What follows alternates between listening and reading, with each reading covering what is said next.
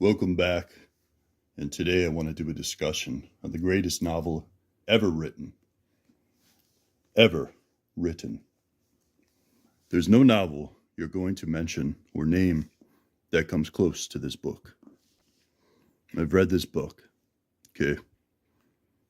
Why do I do that? Why do I feel the need to prove that I've read this book? Well, I'll tell you why. I've noticed when I try and talk to people about literature, they don't actually engage with it, and then it becomes obvious that they don't engage with it because they don't actually read it. They don't understand it. And if that seems like a strange thing to say, let me just ask if you've ever seen this before. Hey guys, I got this great book here. I read it and it changed my life. Here it is. And there you go. That's all you get. It'll make you a better man. You gotta read this book. Have you seen that? I've seen it all over the place. I'm done. No one will ever want to talk to me after that. I just insulted like 95% of, what do they call it? Booktube. Pardon the voice. I'm going to leave it all in because muscle tension dysphonia, it makes speaking very difficult. And I get tired very quick. I'm hoping that I will destroy that white whale, which afflicts me very soon. Anyway, let's get into this book. Why is it the greatest novel ever written? And how could I say such a thing when so many books exist out there? Well, I'll tell you why. This book is Achilles. Do you understand that? When you're looking at this book, you're looking at Achilles from the Iliad. And you're about to name some book like Brothers Karamazov is great. Blood Meridian is awesome, bro. You're going to say something like that. And I'm just going to laugh. And I'm going to tell you that you just tried to tell me with a straight face that Prince Hector can defeat Achilles. You tried to tell me that Aeneas can defeat Achilles. And I'll acknowledge that Crime and Punishment may be your Diomedes, but it's not Achilles. Do you understand what I'm trying to say? And then you'll come out at me with this, bring up some obscure title to show how recondite you are in the secret knowledge of the world. I'm just going to tell you, that's like some unnamed soldier that got slaughtered at the beach. Okay? Judge Holden does not hold a candle to Ahab. Captain Ahab is what Judge Holden wishes he could be. Let's just clear the air. And, oh, what's that? You've read The Road? Well, I'm sorry. The Road is Memnon. Okay, Memnon slashes Achilles across the hand. He even draws blood. He impresses everyone. That's a great feat. But he's not Achilles, okay? Do you understand what Achilles is? He's the man who's plot armored to the point that he just can't know defeat. And it doesn't matter what you do. That's what this novel is. Now, why did I break out with that panegyric opening before I even discussed the novel? I'm trying to impress upon you that there is something here worth your time, okay? And you're robbing yourself of one of the most profound experiences you could ever have if you don't read this book. The reason I gave those other books, those heroic names, is because I acknowledge they're great books. There's awesome books out there, okay? Heart of Darkness by Conrad, all these sorts of things. They exist. Great Gatsby. Read them. Someday I'll talk about them. Marie Shelley's Frankenstein. These are all mighty warriors, but this will shape you in a way that I think the world needs. And what do I mean by that? A lot of people will talk about this book, and it's easy to break it down into, oh, it's a book about, oh, by the way, we're going to spoil everything. You should know that if you watched this channel before. I don't do these 10-second discussions. I read this literature. I'm a layman. I just want to talk about it. I want to discuss it. I want it to permeate my being. And then whatever I am afterwards, hopefully is better than it was before. Not to say I just wholesale accept every premise, but I do want to engage with the text and grow from doing so. And I want that for you as well. So this book, there's some analysis out there of this book that are atrocious. 5-minute previews, but they won't go into the book itself. They'll talk about one of the parables inside the book. They'll move on their way. And it's just, how could you do that? I'm going to make a point that I think Melville was trying to make. Melville's book acts as one very long rhetorical argument. And he's writing on multiple levels. This is a mountain of layers. The bottom layer, the bedrock. And this is true. You know, we often scoff at the lower level interpretations, but we got to remember, I think, that they are accurate. They're just incomplete if taken on their own. The bedrock level is, this is a book about a man who was hunting a whale. It bit off his leg, and then he sought revenge. That's a true statement, okay? And then he doesn't hijack a ship, but he breaks his commission and goes and hunts the white whale. That's what it's about. And that's a true statement. And it's a fine thing. But it's like me asking you, why do birds fly? And you say, oh, to hunt food. And I'm looking to be free, to be what they are. You know, because to have its wings clipped would be a punishment, to be unchained. You know, do you get what I'm saying? That's what I'm talking about here. And so this book does that. So what is this really about? Let's go into the plot here. There's so many layers to this book. You have to know that. Before we go into it, there's something called the cetology chapters. I think that's how you pronounce it. And it's where he goes into the anatomy of the whale. And they're notoriously tedious chapters. And I'm not going to pretend there aren't. They're very tedious at times. But what I am going to defend is this, that those chapters are necessary for what he's doing. You couldn't have this book if he didn't give you the cetology chapters. I heard that some schmuck abridged this book. I don't even know what you're thinking doing something like that. So one of the main themes of this book seems to be interpretation. And who has the authority to interpret? What does interpretation say about you? And that's one of the beautiful things of this book. The narrator of the book is presented as a reliable narrator. I would reckon that he is. His name is Ishmael. And there's going to be so many allusions to the Bible in this. You've got Elijah the prophet showing up. You've got Captain Ahab, after the King Ahab of the northern kingdom of Israel from the Bible. Herman Melville. He's very biblically literate. You need to know that. And he's very tormented by the thought of predestination. I'm getting that from some of his other works, not just this one, but it's pretty explicit in this, that he struggled with that. And I don't know much about him personally. If I remember right, he lived in Massachusetts or something, where there was a strong Calvinist presence. So he would have been kind of tormented by that. Anyway, that's kind of an aside. He's an excellent author who had a lot to say. So it's Ishmael getting commissioned to go on some whaling. He's a sailor, but he's never really done whaling. He meets a guy named Queequeg, who's this pagan, like some African pagan guy, and they befriend each other. And, at one point he goes into this tavern and he sees this painting, and it's kind of, he doesn't have the key to understand it. And so sailors look at this painting and they start to discuss what the painting means. And it's in the Spouter Inn. And I marked this section because they all give their interpretation of it. And as he listens to their interpretation of it, his own interpretation starts to grow, and he starts to see the painting as basically the fate of the Pequod, which is his ship that he's about to go on, and the destruction that's coming as they go after the Leviathan.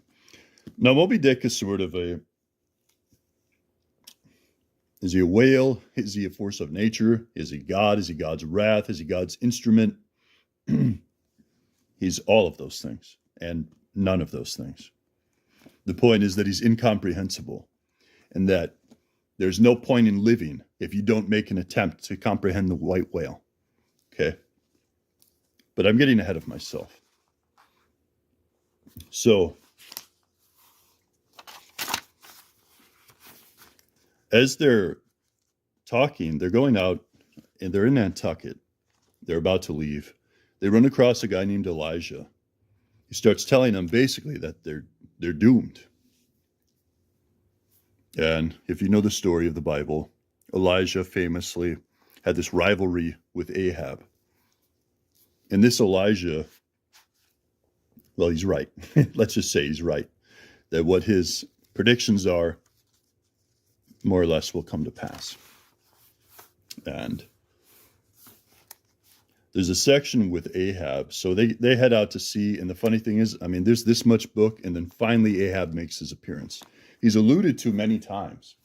And this is one thing I want to point and try to impress upon you, is that with Ahab, he's withheld so long that you sort of feel like you just get this. I'm sitting there like, where is he? Where is he? I was promised one of the greatest villains in all of literature. Where is he? By the way, he lives up to it. But he's more than that. He's more than that. Sure, he's a villain, but he's not just a villain. He's human in an all too painfully relatable way. That's the thing. So when you hear that Ahab's just this, oh, he's a dictator. He's a dictator. Oh, totalitarian. It's like that's the most short-sighted way of understanding this, in my opinion. Maybe you disagree. Using that political level as the highest. Again, that fits. That fits on the stack that we have here. We have this literal chasing the whale. Sure, you could interpret this through some kind of a political lens, but it's all metaphysical. I mean, it's all cosmic geography and metaphysics. And that becomes obvious when you hear Ishmael narrate this story. Let me tell you a little more about Ishmael before I get to Ahab. Ishmael is a very philosophical. He's very poetic, very philosophical, and just very scientific. He's the perfect man to try to understand what the whale means. And when I get into those cetology chapters a little bit, you'll understand what I mean by what the whale means. So anyway, finally Ahab is revealed, and he's just a fascinating man. It says here that there seemed no sign of common bodily illness about him, nor of the recovery from any. He looked like a man cut away from the stake, where the fire has overrunningly wasted all the limbs without consuming them, or taking away one particle from their compacted, aged robustness. His whole high, broad form seemed made of solid bronze and shaped in an unalterable mold. When I think of bronze, now keep in mind, I'm going to refer to the Bible because I don't care if you're a Christian or not. He's clearly pulling from the Bible. In the Bible, bronze is a sort of judgment. It's like a symbol for judgment, oftentimes. And he's given you this imagery of Ahab as this man marked. You might call him Fey, as some people say. A man anointed, but is he anointed to salvation or destruction? And that's what this story is going to explore. And so he comes out and he starts to explain himself, why he's so obsessed with the white whale. He commissions the crew to join him on that task. And his first mate, Starbuck, is just outraged at this, and he thinks to himself that it's treachery. And Ahab overpowers Starbuck through his charisma. This man has conviction at levels that are almost incomprehensible. His conviction is so powerful that he has his own orbit, his own gravitational pull, and everything gets caught into it. The magnetic yank is so great, you cannot escape it. Even if you're a principled man, you get sucked in. Stoobs, the second mate, Flask, all the people get sucked in. As he makes this bounty and says, I'll give this to Bloom to anybody who first spots the white whale. Okay. And then he kind of explains himself here. I'll read a little bit of this. This is what he's telling you what the white whale is. Okay.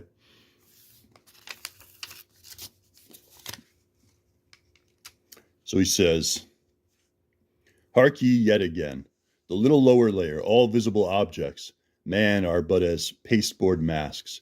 But in each event, in the living act, the undoubted deed, there some unknown but still reasoning thing puts forth the moldings of its features from behind the unreasoning mask. If man will strike through the mask. How can the prisoner reach outside except by thrusting through the wall? To me, the white whale is that wall shoved near to me. Sometimes I think there's naught beyond, but 'tis enough. He tasks me, he heaps me. I see in him outrageous strength, with an inscrutable malice sinewing it. That inscrutable thing is chiefly what I hate, and be the white whale agent, or be the white whale principal, I will wreak that hate upon him. Talk not to me of blasphemy, man. I'd strike the sun if it insulted me. For could the sun do that, then could I do the other, since there is ever a sort of fair play therein, jealousy presiding over all creations. There's more, but I'll stop there. The white whale took his leg. Remember that the white whale took his leg and changed him. Surviving that encounter with the white whale changed him. It was a baptism of sorts. I love this idea in stories of crossing the threshold, of entering a new world, and becoming you become altered, and in such a way you're never the same. And so that's happened to Captain Ahab here, and he's describing it. That white wall, or the white whale, is that wall that he must break through in order to break off the shackles of creation, of God, frankly. And that whole section comes on the heels of him being accused of being blasphemous. And if you read the fuller section, you'll get that sense. And that's why he says, be it principal or agent. So whether the white whale was acting of its own will or whether it was sent by a higher power, I will punch through that. I will conquer this white whale. He's trying to cut those strings that he feels, those invisible strings that some may call predestination, that some may call fate. And that's what this is about. That's one layer of what it's about. And there's so many archetypal characters in this, and there's so many, just the prose is elevated in such a way, it's unmatched. But at one point, Ahab is seen sneaking people aboard, and he brings aboard these pagans. He basically Judge Holden. You know, I referenced him earlier. The one sentence, I could talk about Blood Meridian, great book. Okay, awesome book. Judge Holden, great character. I understand that. He's in this. He's Fedallah.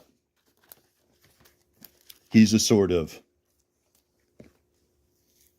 pagan shaman of types who has these omens and does these rituals to empower Ahab. Because Ahab is drawing on every dark art you can imagine to aid him in his quest against the white whale. To Ahab, the white whale is truly an agent of fate, or fate itself. And to others, again, it's just a white whale. Is Ahab assigning too much meaning to it? Well, you decide yourself. I think the story makes clear. So he brings aboard Fedallah and these other pagans and his own special team. Now, this is like a highly illegal act, so it's frowned upon, to say the least, and that's compressing it. The pain about discussing this novel is that I have to remove so many good points in order to make this short enough that anyone might watch it. I could genuinely talk about this for 2 hours and hardly scratch the surface. So Fedallah has them cut off the head of a sperm whale and then cut off the head of what's called a right whale and hang one over the side of the Pequod. The name of their ship is the Pequod. It's almost like a symbol of the world, right?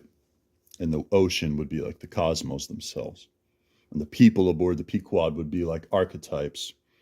When we get into the Carpenter and Perth and that'll become clearer. But, and you can scale that down to say a country, a nation, a family, a person, whatever. But Fedallah has them hang these over the sides of the ship. And Ishmael waxes poetic here and says that, so when on one side you hoist Locke's head, you go over that way. But now on the other side, hoist in Kant's, and you come back again, but in very poor plight. Thus some minds forever keep trimming boat. O ye foolish, throw all these thunderheads overboard, and then you will float light and right. So he talks about, it's almost like the transcendental can pull you away into absolute madness and capsize you. And Locke would be a more physical, empirical, and that too. And so he's pointing out the dangers of going too far either way, which is an interesting observation because, as he says elsewhere in here, he talks about Plato's honeyed head. Oh, here it is. So Tashtigo, one of the whalers who goes down when they lower the boats, he almost dies, and Ishmael makes this comment about, oh, the delicious death of an Ohio honey hunter who, seeking honey in the crotch of a hollow tree, found such exceeding store of it that leaning too far over it sucked him in, so that he died embalmed. How many, think ye, have likewise fallen into Plato's honeyed head and sweetly perished there? And so he compares this episode of him being like falling inside of a whale to going inside of Plato's honeyed head.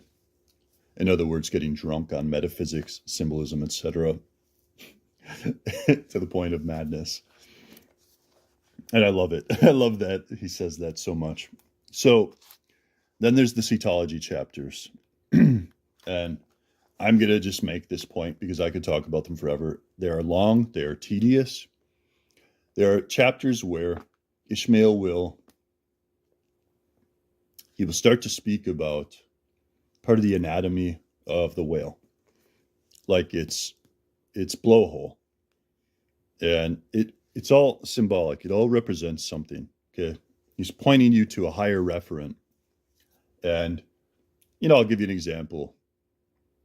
Its blowhole might put forth mist, and they're not sure if it's poisonous or not, as if Plato is saying, Melville is saying, by interacting with it, who knows what might happen to you, but you have to interact with it in order to know if it's poisonous in the first place, something like that. And it's also, as this mist kind of departs, it's sort of the illusory nature of thinking you've grasped something that you don't fully grasp, right? And so it's not, he doesn't say that, I'm saying that, but those are like what those chapters are communicating. They're all communicating something very important about the whale. And the whale is the Leviathan, right? The Leviathan from the Bible. That's what he keeps referring to in this book. I think it's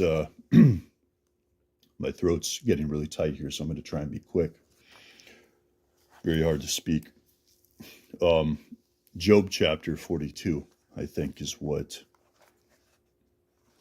the Leviathan's brought up in the scriptures, described as this primordial, unstoppable beast. And so the cetology chapters, there's like 20 or 30 of them, and they're long. And it's like he goes in depth, chronicling different types of whales, all this sort of stuff.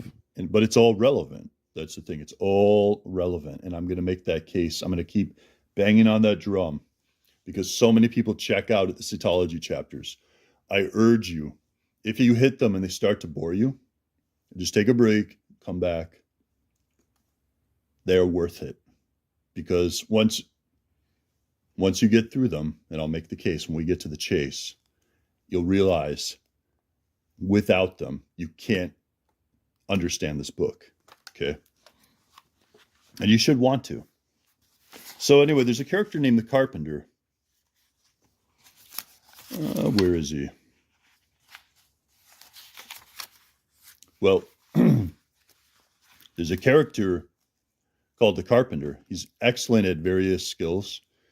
But at one point, when they make a life raft out of a coffin, okay, repurposing it, Ahab speaks to him, and he has no concept, even when it's revealed to him, of the spiritual or the metaphysical.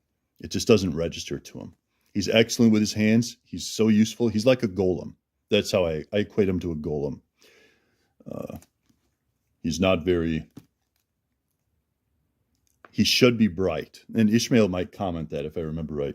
The guy on paper should be very bright, having all the ability to work with these materials and think about how they point to higher things, creation itself, how God might have been the architect of the universe and this sort of stuff. But he doesn't think there. He just sees things plainly and is like unimpressed with everything.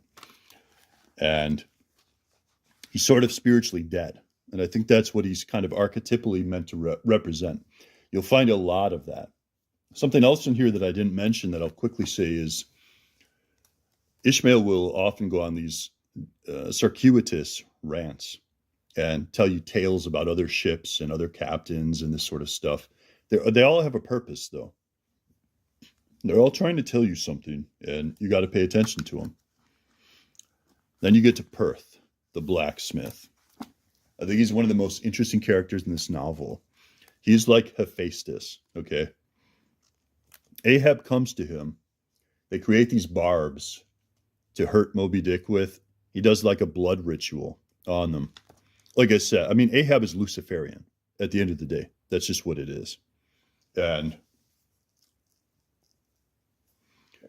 his ritual is done at the behest of the blacksmith. Well, at Ahab's behest, rather, the blacksmith works. You find out that he's very similar to Ahab. They basically have the same essence. He had a life back home, a family, the drink. He became an alcoholic and lost everything. So now he loses himself at sea, and he just kind of uses his arts for whatever purpose. But when he looks at Ahab, he sees what he is. What he is. A soul riding towards damnation, seeking freedom. And Perth is just fascinating. He's not in it very long, but what he's in it for, you really get a sense that you're looking at Hephaestus forging some sacred weapon, effective against a god. Okay, something like that. Is it effective?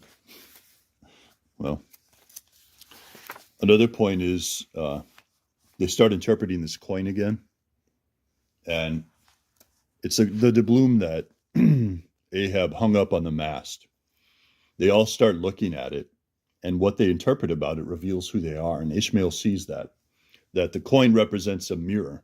How you interpret it is a mirror into your own soul and your own heart. And so he doesn't interpret it, but he interprets the act of interpreting it. Okay. And that's why Ahab is suited to talk about this story.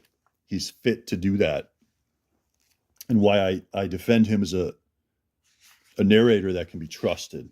Okay. He's not insane, not even close. And here I'll get to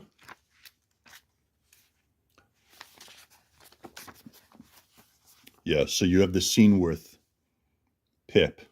He's this like slave cabin boy on the ship. He falls over into the ocean and he becomes baptized in the waters of almost dying in the abyss. They rescue him. And there's this really eloquent scene where it talks about Pip saw the multitudinous, God omnipresent, coral insects that out of the firmament of waters heaved the colossal orbs. He saw God's foot upon the treadle of the loom and spoke it. And therefore his shipmates called him mad. So man's insanity is heaven's sense, and wandering from all mortal reason, man comes at last to that celestial thought, which to reason is absurd and frantic, and weal or woe feels then uncompromised, indifferent as his God. So he becomes the holy fool, the man that, like most of the prophets, are not fully understood in their time because they do things, say things, perceive things, show things that the present moment is not ready for. And Pip becomes seemingly mad from here out and befriends Ahab, by the way. They become very close to each other. In fact, at multiple points earlier in this review, this analysis, this discussion, I mentioned how Ahab is all too human. And he is. You know, when you look past there's a storm that happens and he holds up these barbs and he starts shouting to the crew and like he's the cause of the storm. He sees himself as this mythical figure. And the thing is, it's like he's becoming it. He's aware of story itself. And he says, I'm walking in that story. Okay. At one point he throws his pipe overboard and decides that such pleasures are not for people as him. It's like those who have renounced the world, okay, and gone on the quest to find the white whale, okay. So we're almost done. I just have a little more. My voice will hold. The thing is, for all that I've said here, I've really just scratched the surface, and I've done a disservice to the novel. I really hope you read it. There's so much here. You know, the Rachel weeping for her children. There's a captain who's coming away, and they find Ahab, who's obsessed with the whale. Have you seen the white whale? He always says. This captain had. And he lost his son, and he actually knew Ahab back in Nantucket. And he begs Ahab, let me use your ship for a couple of days. Help me find my boy. But Ahab is so obsessed. They say he's monomaniacal. That's a word frequently used to describe him. That he closes his heart and says no. So he leaves the captain, who's astonished and cannot believe the rejection he just endured. And if you know the story, Rachel weeps for her children. It's from the gospel when Herod murders the children, trying to kill Jesus. Jeremiah cites that as well, if I remember correctly. And so they go on to find the white whale. Some of the captains of other ships think he's not real. Others have battled him before. Others say it's foolish to battle him. Again, it's what does this mean? It's those who have tried to comprehend purpose itself, who have tried to cut the strings of their fate, chart their own course, all of these sorts of things, right? And that's why I said this is layered, because it's true at every one of those layers. And whatever you say to me, the interpretation is, I mean, that interpretation will fit somewhere in these pages. That's why this is such a It is the zenith of prose, I'm telling you. And this leads me to something interesting. Ahab has received this omen that he can't die unless a set of conditions are triggered, and a prophecy about him, and he misunderstands it. It gets triggered. Now, before we get to the battle, well, my voice is really struggling here. Try and be quick. I have to give an honorable mention for Starbuck. Now, Starbuck almost brings back Ahab from the brink of madness. They fight all throughout this novel, and they finally have broker a peace at the end. But Starbuck realizes that Ahab is basically triggering the wrath of God and bringing it upon the whole crew. That this is a doomed quest. It will not succeed. You can't succeed. But they find this peace, and Ahab finds affection. And this is where you start to see the man beneath the madness, and you love the man. I love Captain Ahab. Not because he rebels against God. That's not why. But because I see the person beneath. Okay, all too human. If you see Ahab, it's someone who he understands why he must pursue the white whale. Because everyone must pursue the white whale. But what that means is a little different. We pursue the white whale for different reasons, don't we? And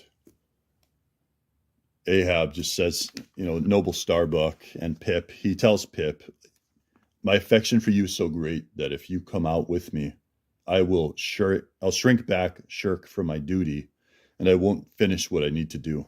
And then finally, I want you to understand something. Chapter 1. Well, yeah, I already spoiled all of it. I was trying to protect you from spoilers for a moment. Forgive me for that lapse in thought.